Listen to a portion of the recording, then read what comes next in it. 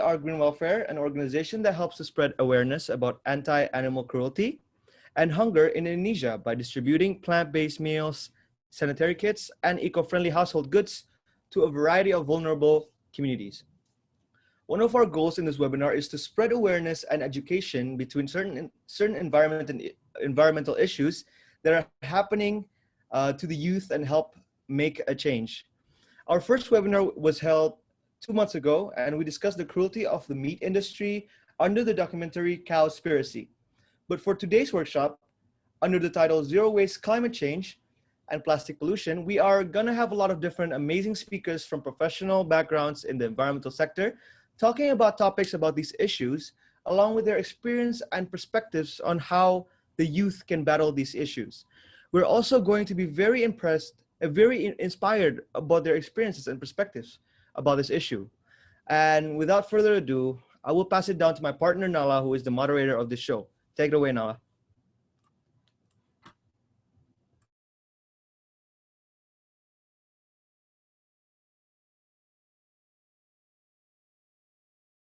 Nala?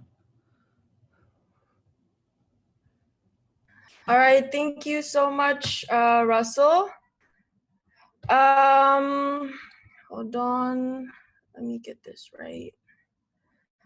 All right, thank you, Russell, for the introduction.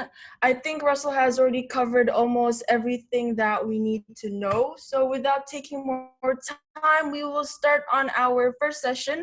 From all the way to UK, we will have our very first amazing speaker, Pandora Dewan. So Pandora is a content co-director and author of Climate Science, and she is also a graduate from the University of Oxford.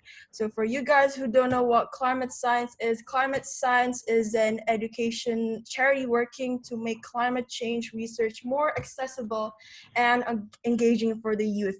So for you guys who want to know everything about climate change, you guys could just go over to Climate Science. Pandora will introduce you guys further about climate science.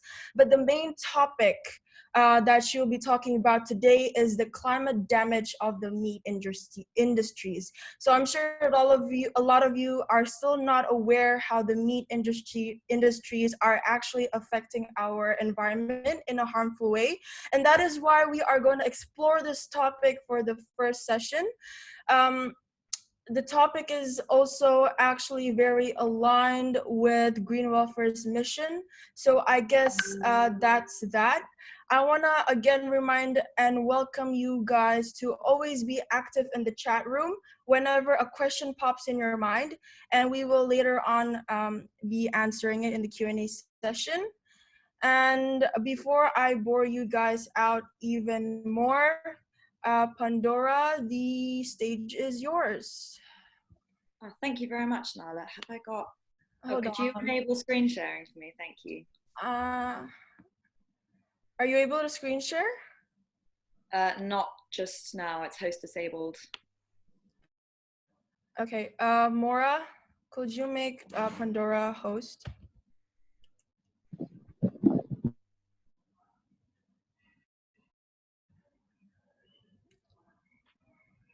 Amazing. All right. Thank you. You're a host now. Great. Can everyone see that? Just go into full screen mode.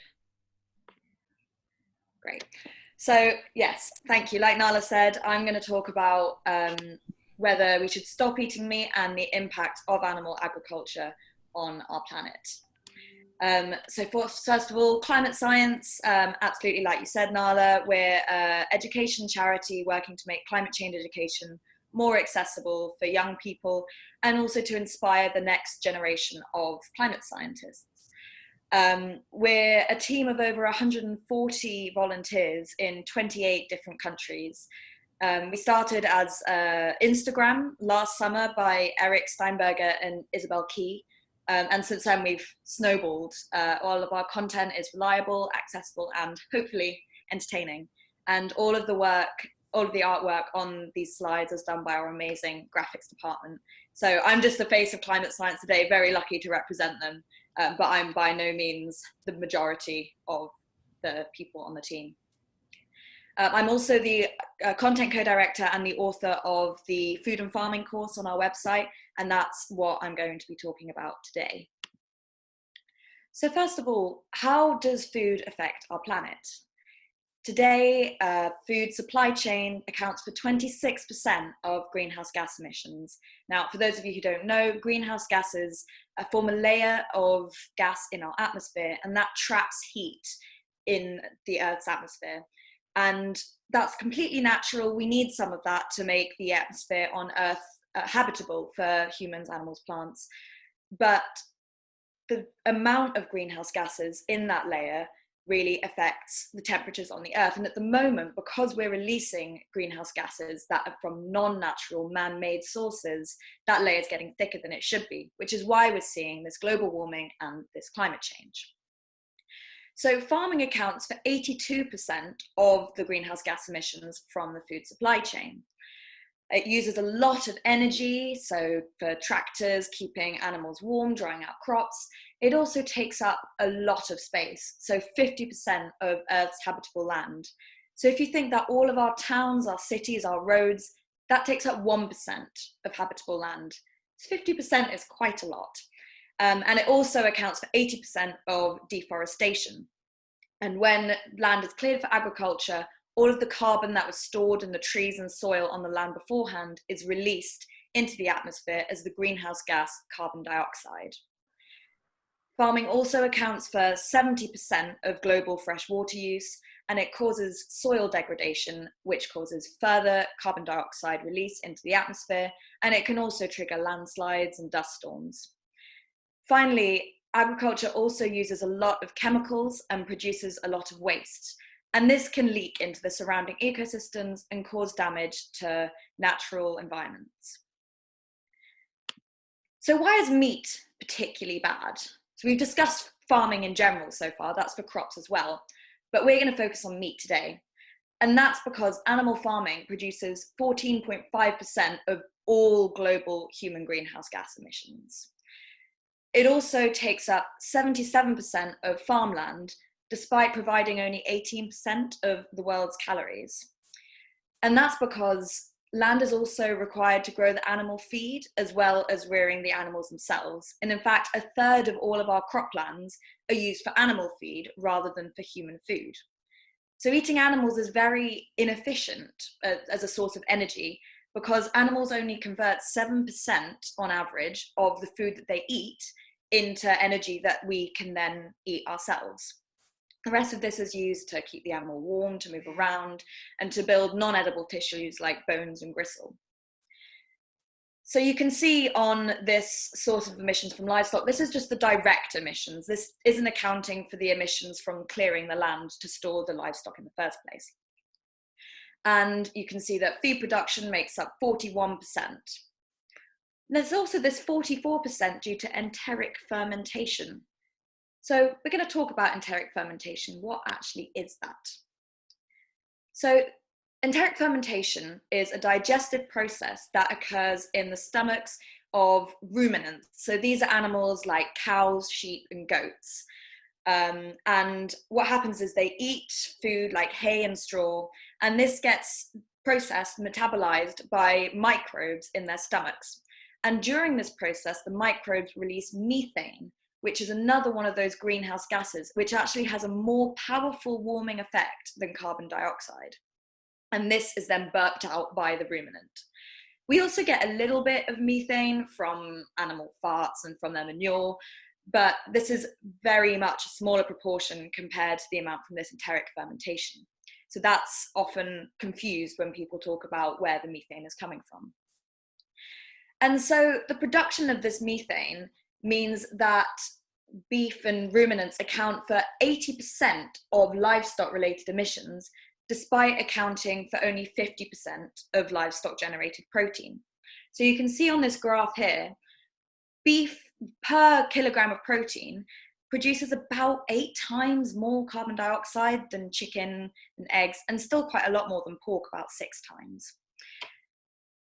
So what about fish? We've talked about land-based meat. So a lot of the fish that we eat is from wild fish stocks. And over a third of wild fish populations are being overexploited by humans, which means that we're removing them from the ocean faster than they can reproduce. And this isn't just devastating for conservation efforts. It's not just that we like to have lots of different animals. When predator fish are overfished, then their plant-eating prey gets out of hand and can destroy vast swathes of underwater forest. And when this happens, carbon that was stored in these underwater kelp forests, seaweed forests, that's released into the atmosphere. So it can cause global warming.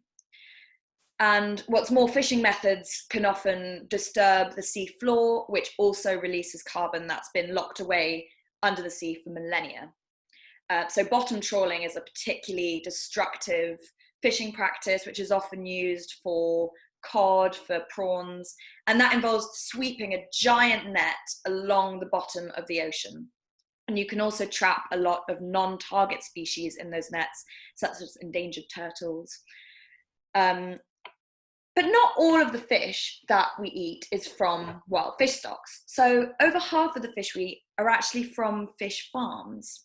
And fish farming has the potential to reduce these pressures on wild fish stocks. However, fish farming can have negative impacts on the environment. So first of all, to make space for fish farms, we often destroy carbon storing habitats. So mangrove forests particularly are a massive carbon store. They also provide nurseries for baby fish, and they prevent flooding of the land and provide coastal protection. These are getting destroyed to especially prawn farms, to make prawn farms. And we also have the impact on the surrounding habitat once the farm has been built. So you can see in this drawing here, this is taken from the agriculture course on our website. We have leakage of organic waste, so mostly fish poo and leftover fish food. This can build up in the water and create aquatic dead zones. So what do we mean by that? Well, the food, the organic matter, can be used to feed algae, which are microorganisms that live in the water. And these then sort of form a layer on the surface of the water and prevent light from getting into the water. And they also use up all of the oxygen there. So it means that no fish and animals can really survive in the water beneath them. And the fancy name for this is eutrophication. So as well as that, we can have leakage of chemicals into the surrounding environment. So steroids and antibiotics, which are used to keep the fish healthy and help them grow faster. And we can even get the fish themselves escaping, and they can then breed with wild populations or even compete with them for food and for mates. Pandora, I'm sorry to cut you off. Can you make me host again so I can admit the others? I'm so sorry. Absolutely. How do I do that? View option. I think it's view option. No, hold on. Sorry for the hassle. That's all right. Sorry, I'm not You participants, and then you go to more and make me host. To more participants to more, and then make me host.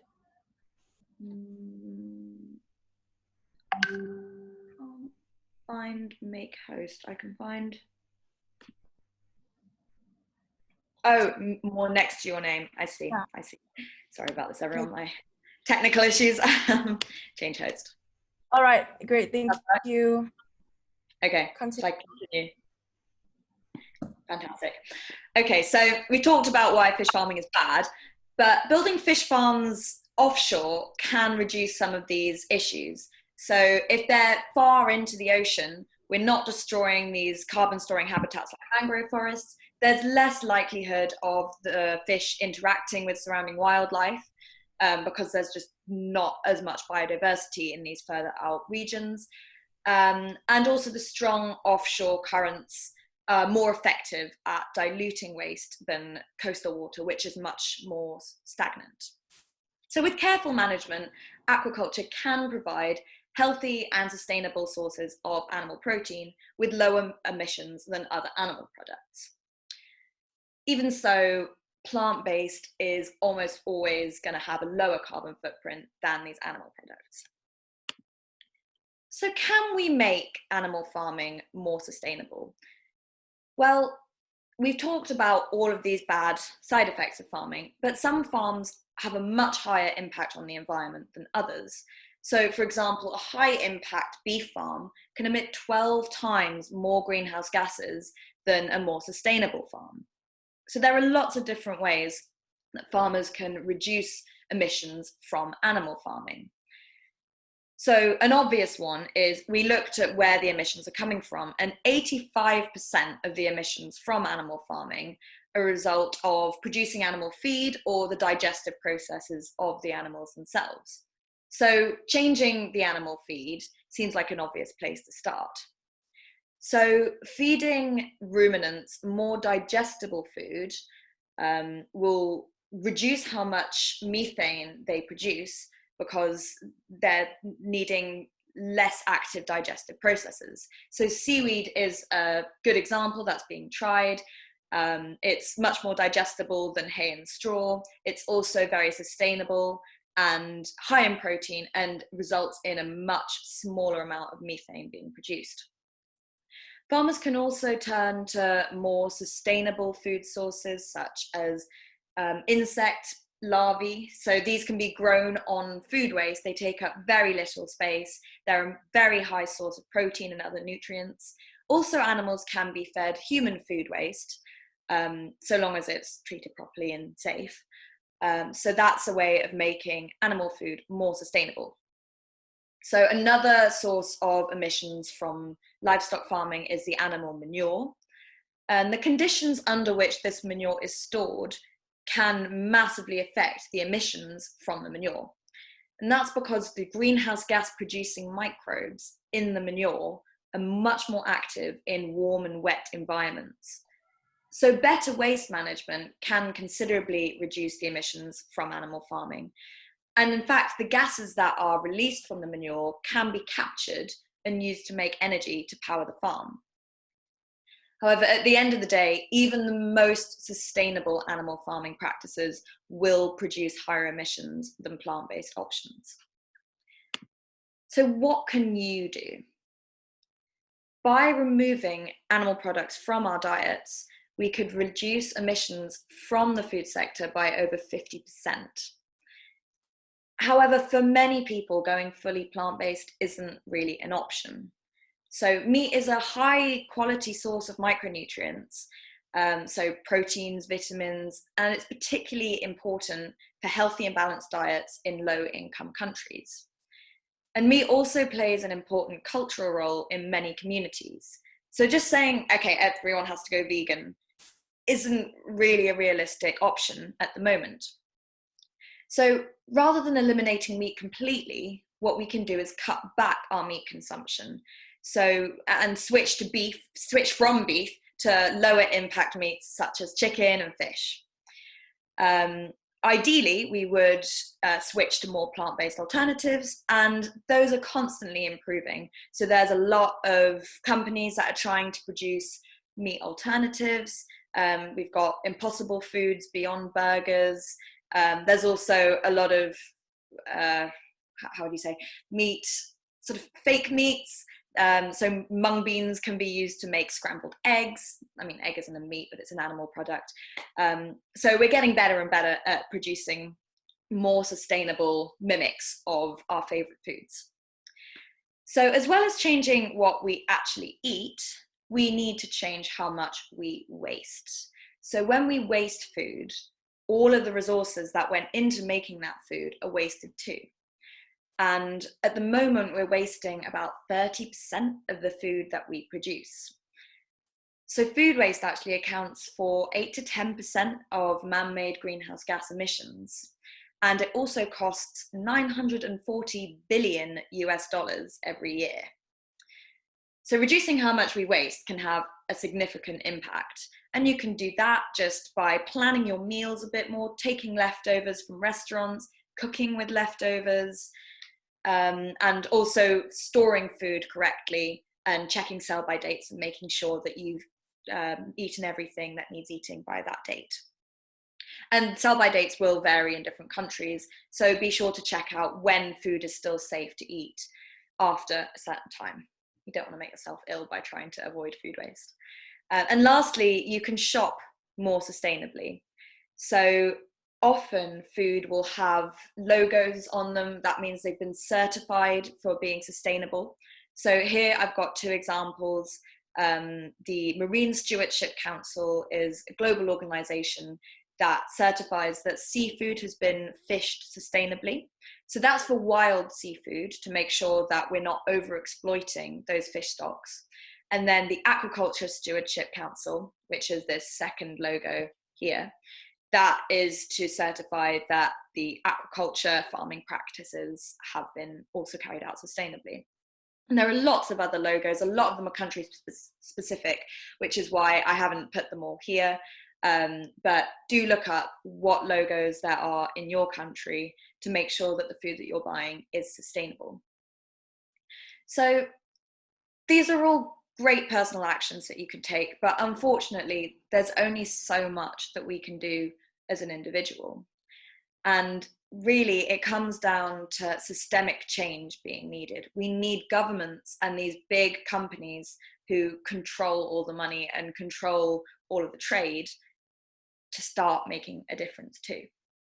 So you can write to these companies to make your voice heard and to make them realize that you're unhappy with the way that they are treating our planet.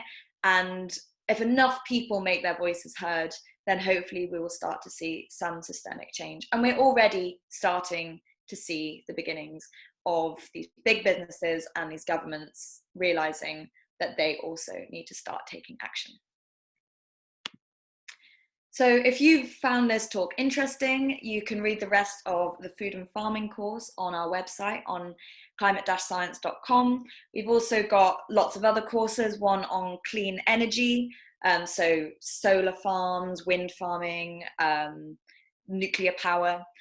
We have courses on predictions of climate change, so where we're going to be in the future if we take certain actions now and what might happen if we don't. And we also have a course on the consequences of climate change, both on the natural world and also on humans and human health. So I'd really recommend checking those out. You can also find Climate Science on Instagram and on Twitter. And if you want to contact me or find me, I'm on Pandora Science at Instagram and Dewan Pandora on Twitter. So I'm going to open up to questions now. All right, thank you so much, Pandora. We are going to move on to the first Q&A session. Please leave down your questions in the chat room. If you guys have any question, please. No, is it okay if I ask something? Yeah, sure. All right. Pandora, you said that 85% of emissions from are from animal food and animal waste, right?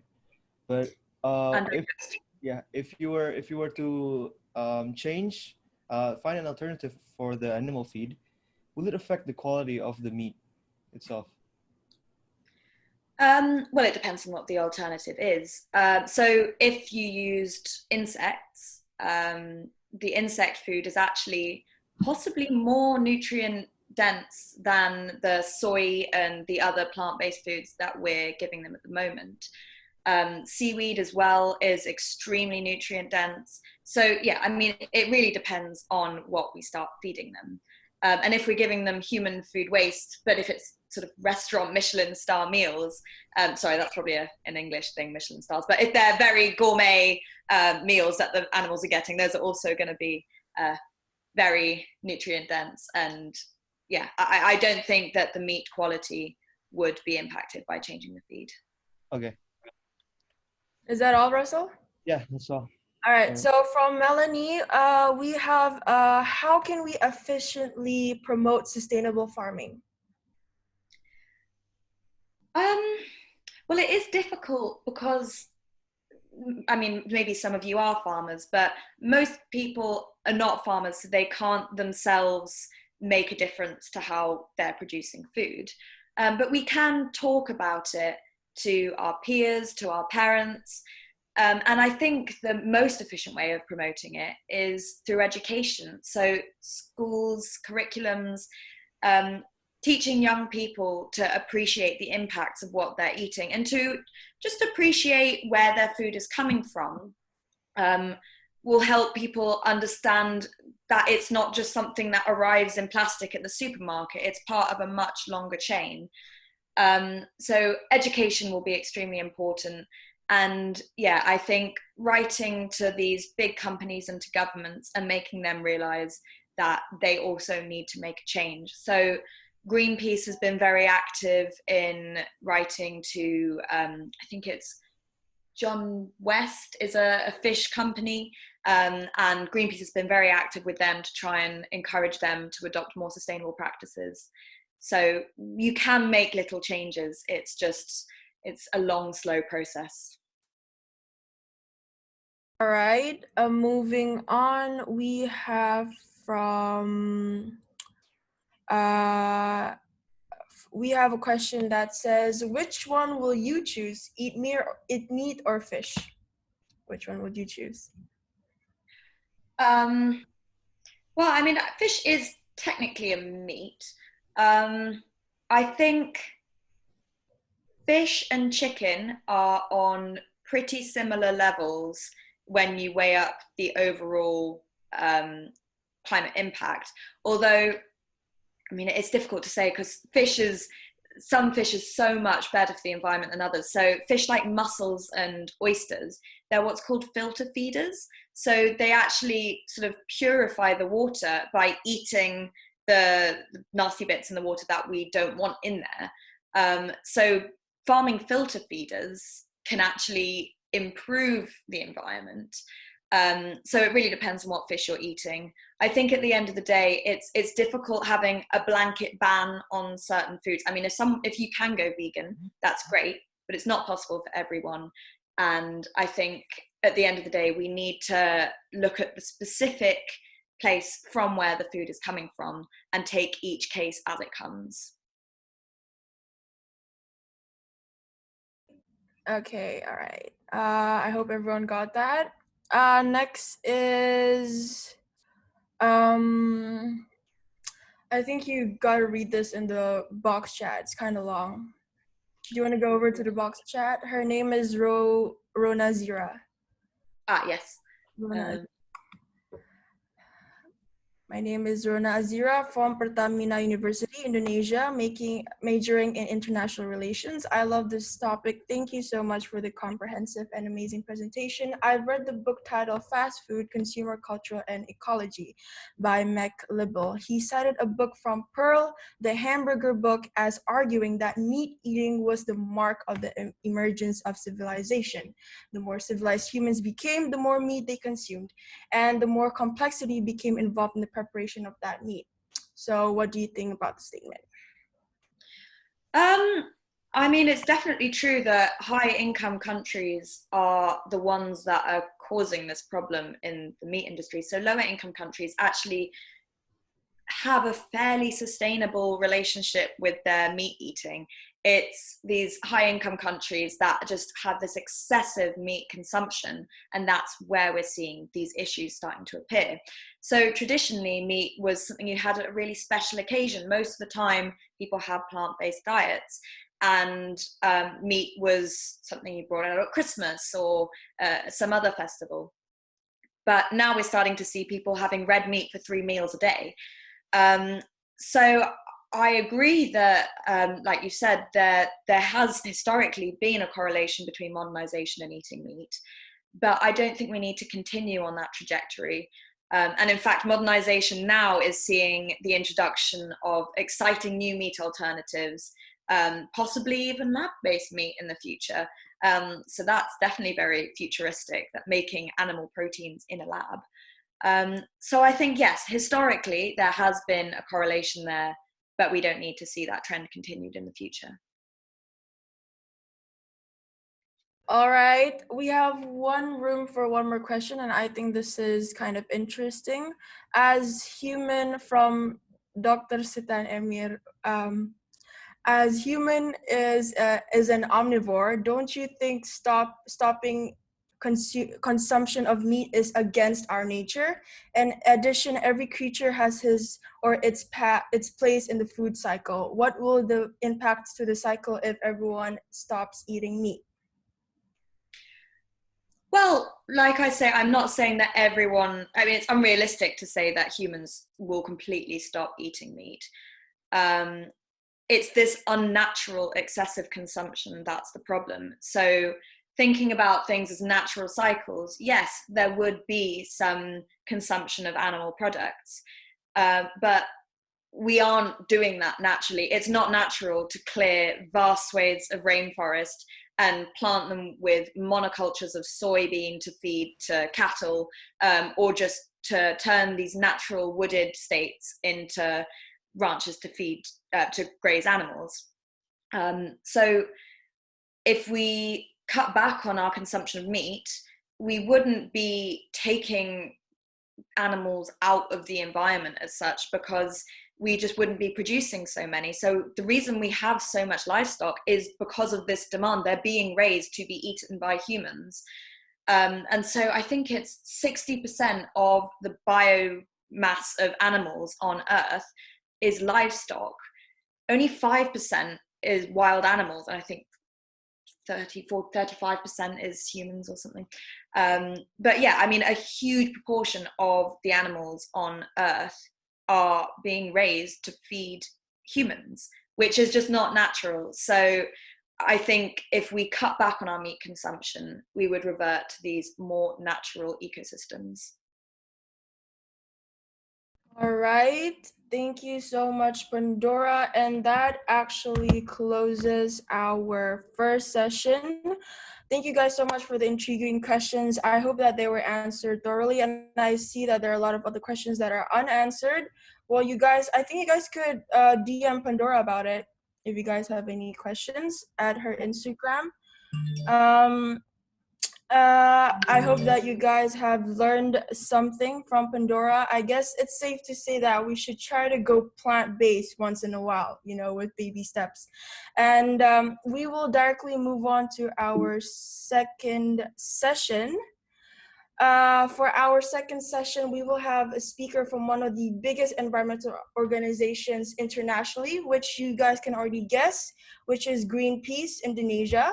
So I welcome Kak Satria Swandiko, representing Greenpeace Indonesia today to enlighten us for our second session. So Kak Satria is the renewable energy campaigner in Greenpeace Indonesia, and he is also a graduate from ITB. I'm pretty sure everyone here who is familiar and is into the environment-related matters already know what Greenpeace is, and so I don't think I have to explain about Greenpeace. But Kak Satria, you can add a brief introduction of Greenpeace later on. But without ignoring the topic for our second session, Kak Satria will be talking about the role of youth in renewable energy. He will be uncovering everything about renewable energy and also things we may not know about, and the future of renewable energy to our generation, aka the youth. So without further ado, Kak Satria, you have 20 minutes. Thank you. Thank you, Nala, and hi everyone. Thank you, Group Welfare, for inviting me here. So yeah, I mean, as Nala said, my name is Satrio. I'm a renewable energy campaigner, and oh, sorry, I haven't shared my screen, or have I? No, not yet. For a moment. All right. Are you able to share your screen? Oh no, I'm not at the host disabled attendee screen. Okay, hold on. I will make you host for a minute. Mm-hmm. Okay. All right. You can All share right, yeah. and transfer back the host privileges to me. Okay, then I All right. share my You screen. make me host again. Yeah.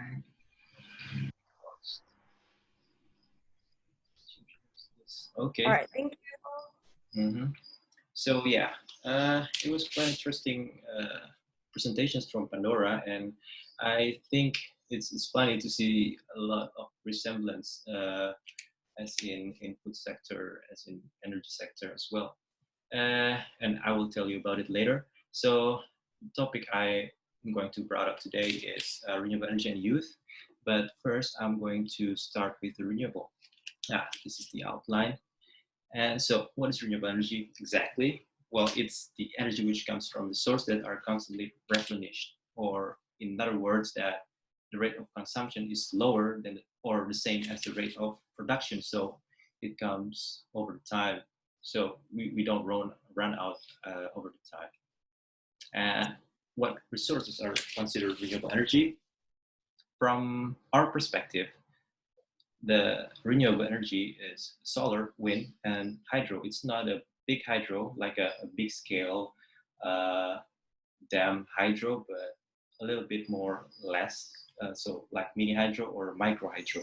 Why is that? Because the big hydro takes a lot of toll in environment.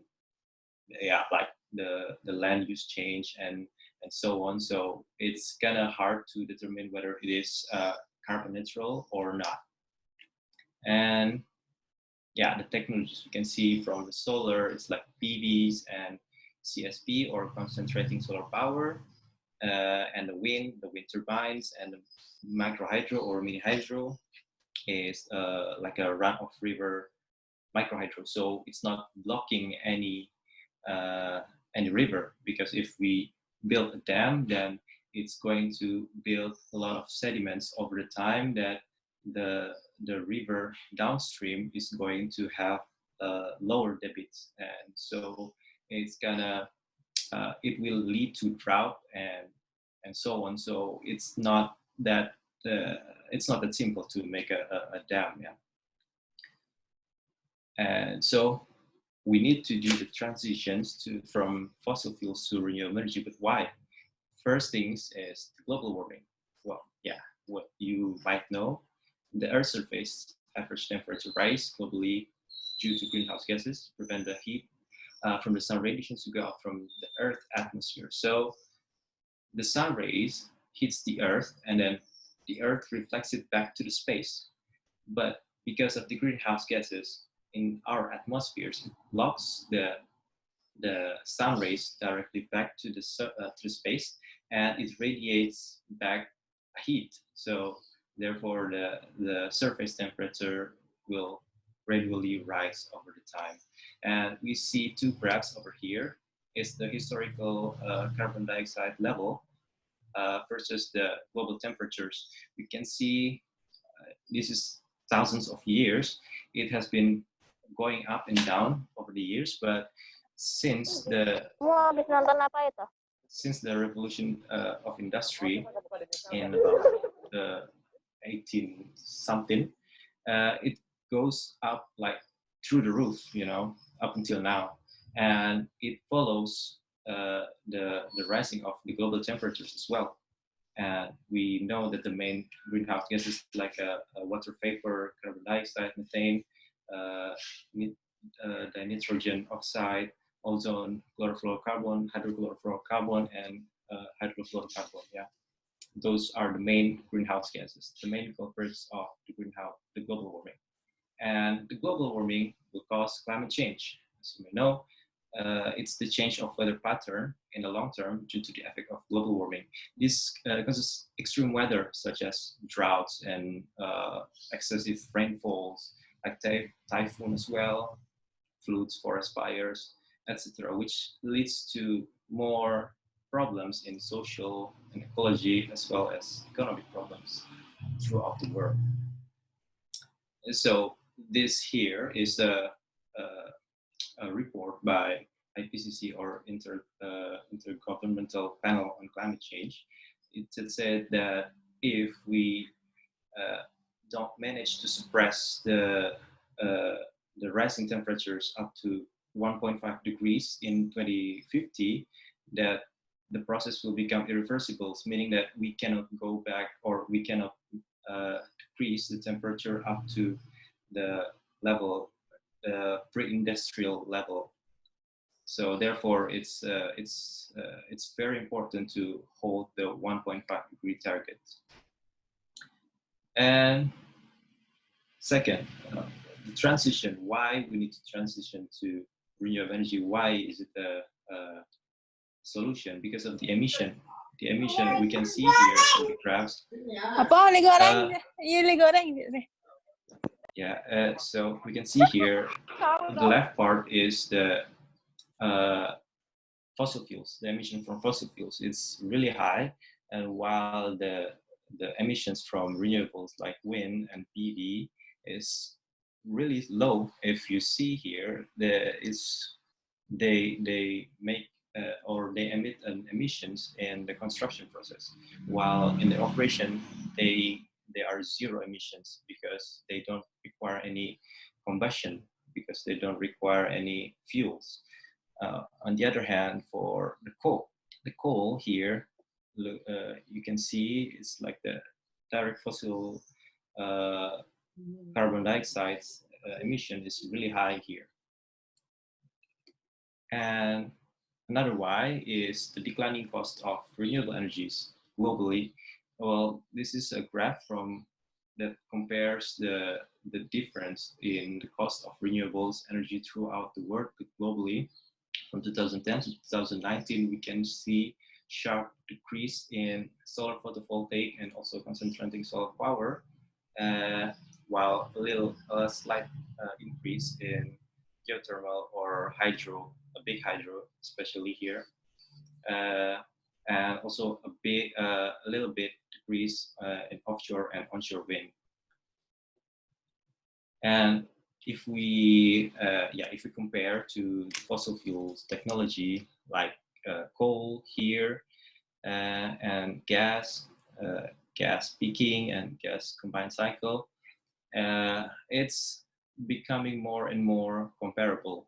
You see, this is the rooftop residential, because of the capacity. The bigger the capacity will cost lower, and therefore the rooftop residential is a bit higher.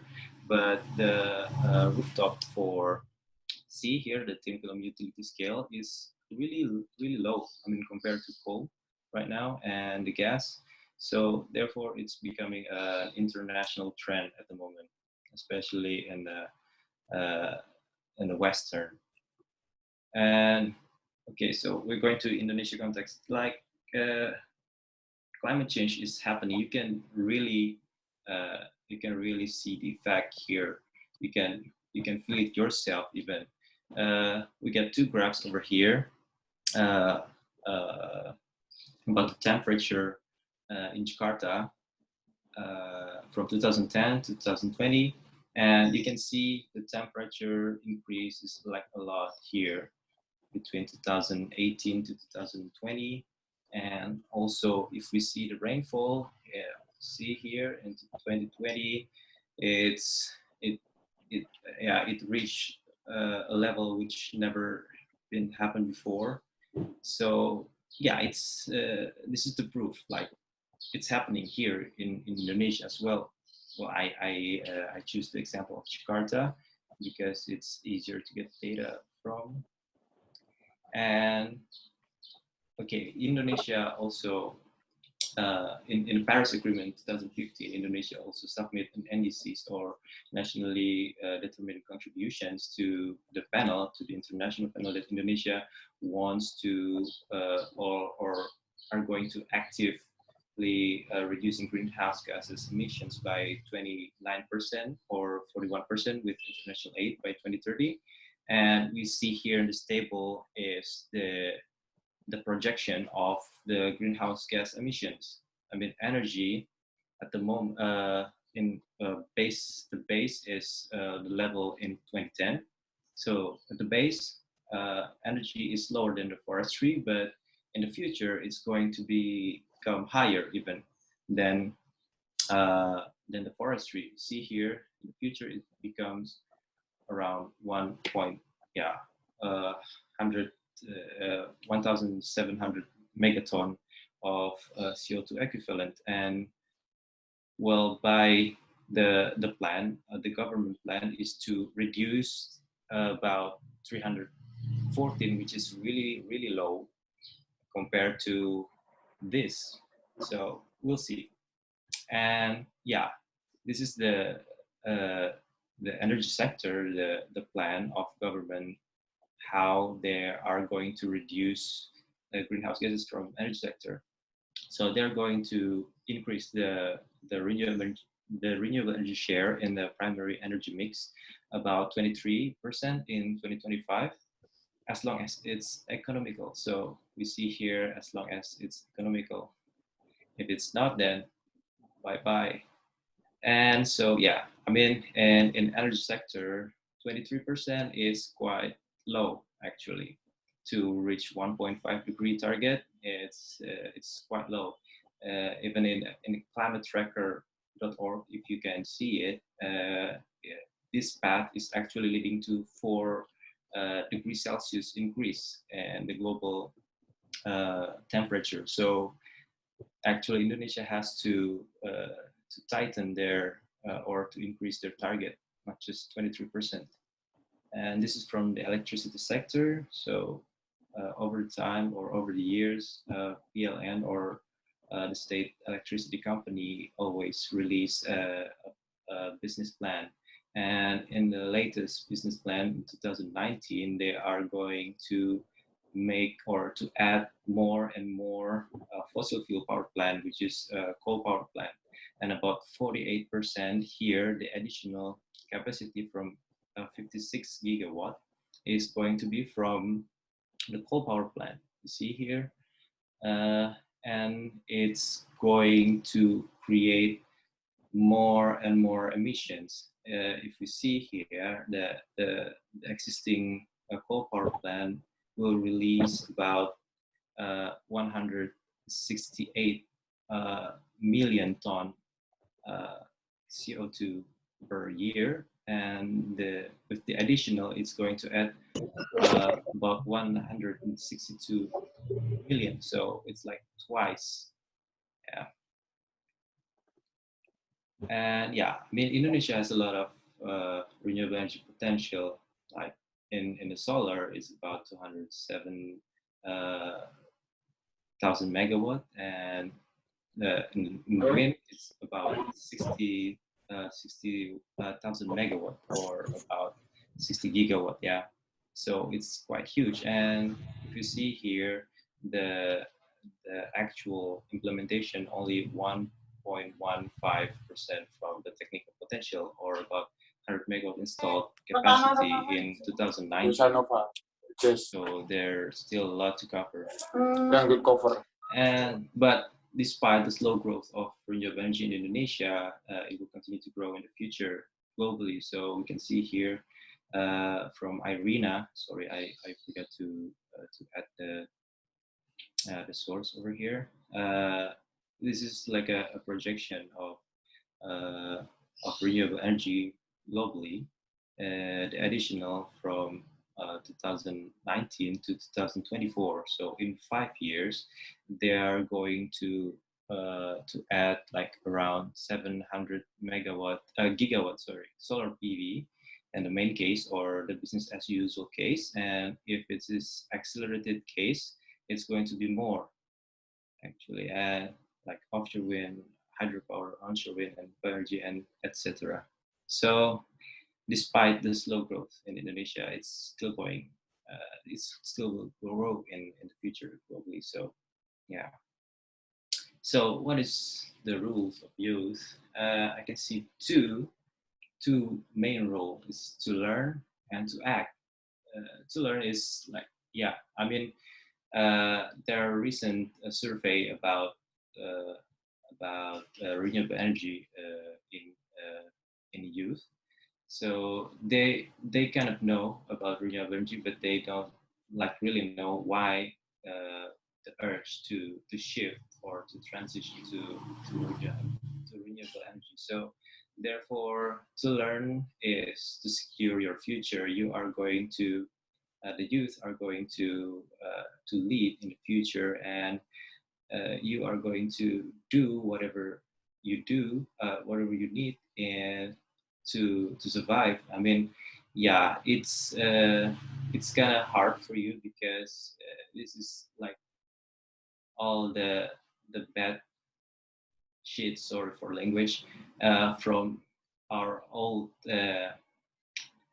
yeah, predecessors, but yeah, we need to bear and we need to act. Well, after we learn, we act.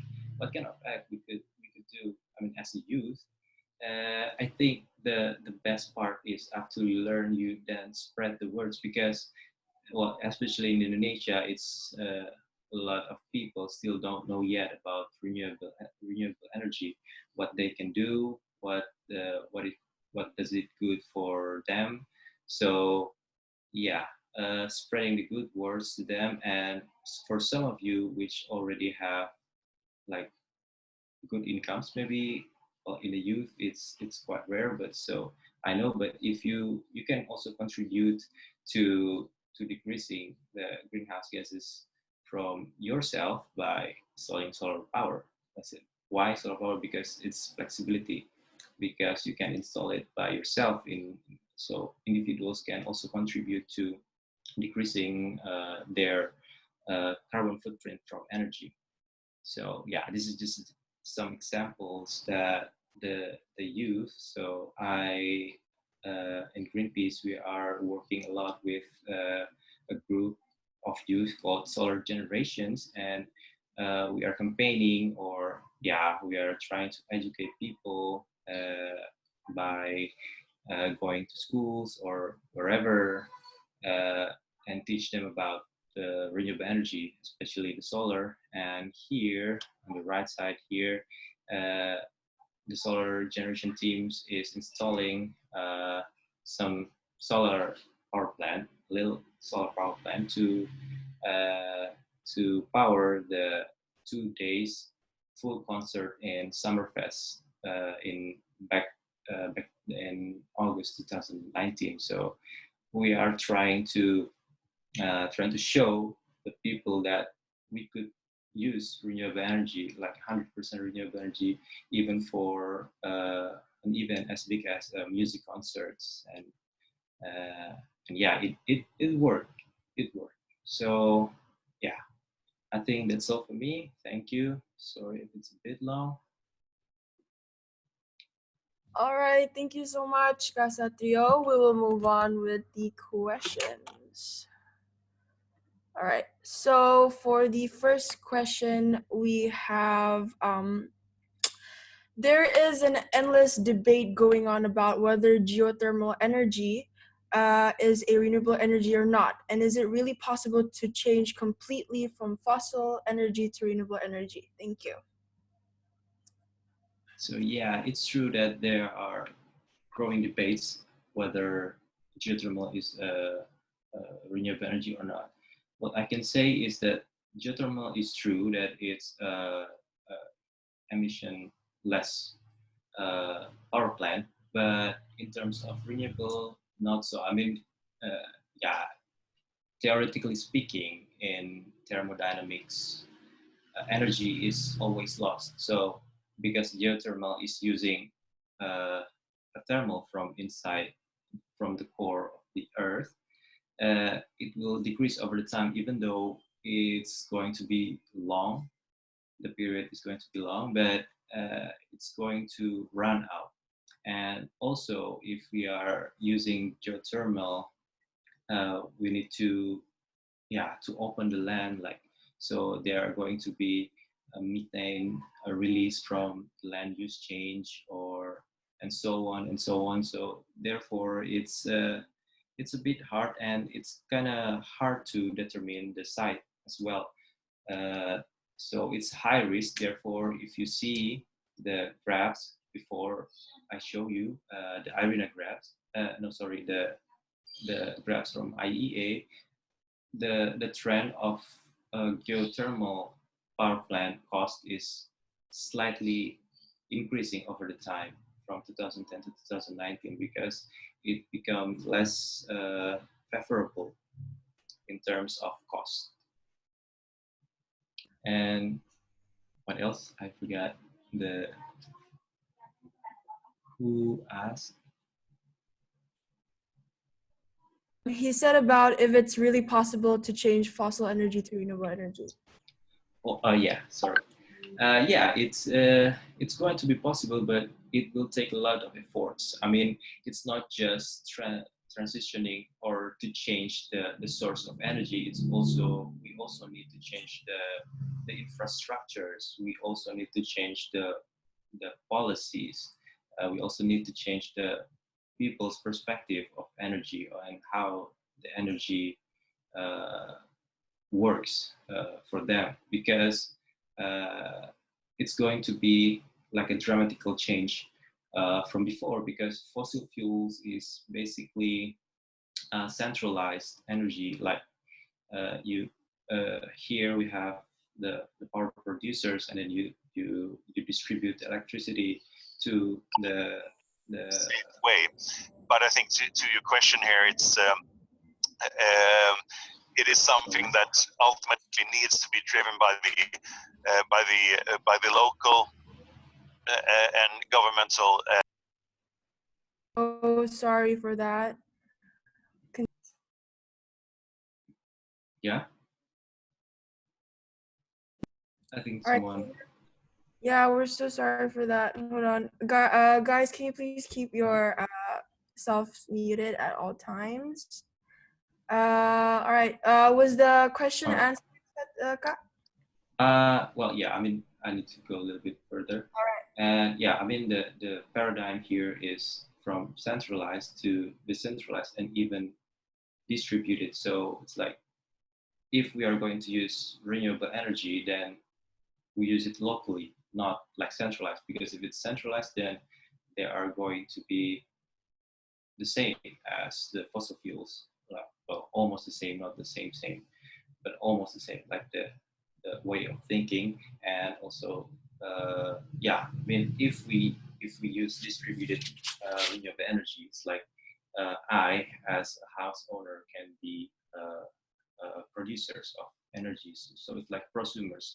Sometimes I produce, sometimes I consume. So it's like produce and consume. So prosumers is the etymology here. And yeah, by the growing of prosumers, I think it's going to become a lot more renewables in our energy mix. And well, over the time, it will transition from the fossil fuels to renewable energy, because then fossil fuels will going to have to be resigned. Mm-hmm. All right. Is that all for that question, Kak? Yes. All right. So moving on for the next question from Michelle. She asked, do you agree that not all countries benefit from using renewable energy, since they are really nature dependent, and some countries might not have the optimum climate condition to install the RE? And which RE do you think is the most suitable for Indonesia, considering its climate and economic condition? Mm-hmm. Well, I kind of agree to this